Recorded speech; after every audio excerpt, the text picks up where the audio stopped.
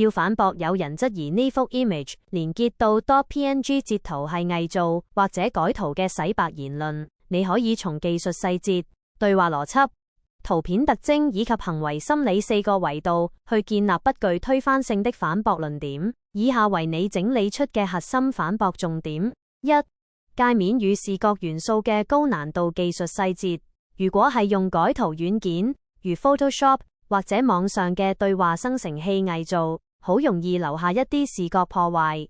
但呢幅圖有幾個好難完美偽造嘅細節：字體與排版 typography 完美吻合。Messenger 嘅字體大小、行距、氣泡、bubble 嘅圓角弧度會隨住文字長短自動縮放。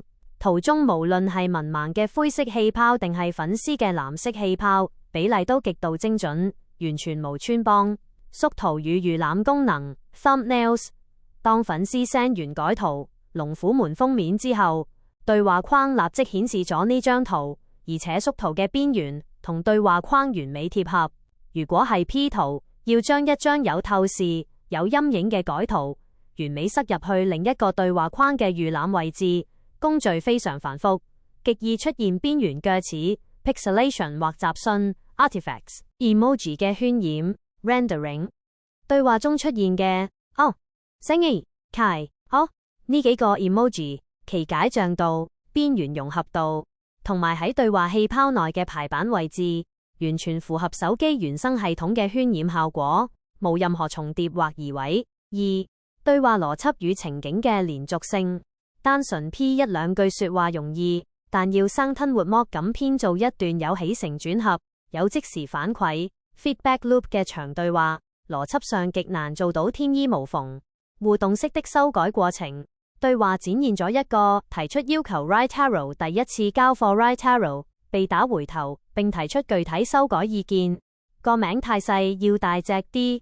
Write Arrow 第二次交貨 Write Arrow 滿意收貨，並催促出 post 嘅完整工作流 workflow， 並催促出 post 嘅完整工作流 workflow。這種改完再改嘅動態對話，如果係偽造，編劇成本極高，極難編得咁自然。口語化與語氣特徵 idiolect。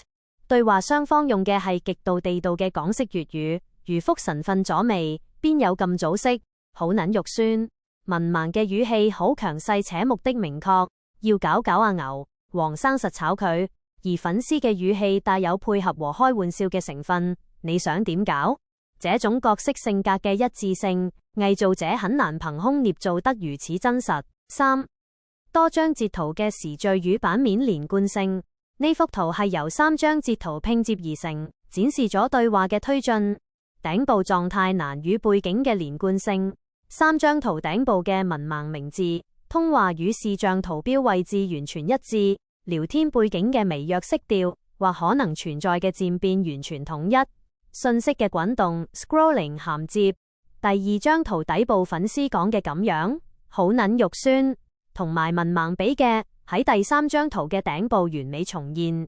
這種上一張圖嘅結尾是下一張圖嘅開頭嘅滾動銜接。如果是靠改圖拼接，只要錯位一個像素1 pixel 就會被專業人士一眼睇穿。4. 心理學與動機論反揭發。從邏輯同行為動機去反問質疑者，偽造代價與回報不成正比。要完美偽造呢3張毫無破綻、涉及多個改圖檔案傳送、文字邏輯嚴密嘅對話截圖，需要極高嘅技術同時間成本。粉絲如果只係想報復，直接割席即可，根本無必要花費咁大心機去無中生有編造一個如此具體，甚至指名道姓提到黃生、牛輝、老狼嘅陰謀。當事人文盲有冇第一時間拿出真正對話澄清？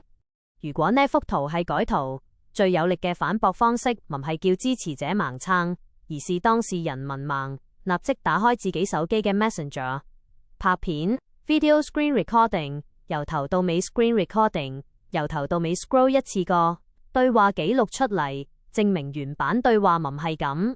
如果當事人至今拿不出原版對話澄清，或者只係顧左右而言他，就反向證明咗呢幅圖係真嘅。總結你可以用一句話頂死對方。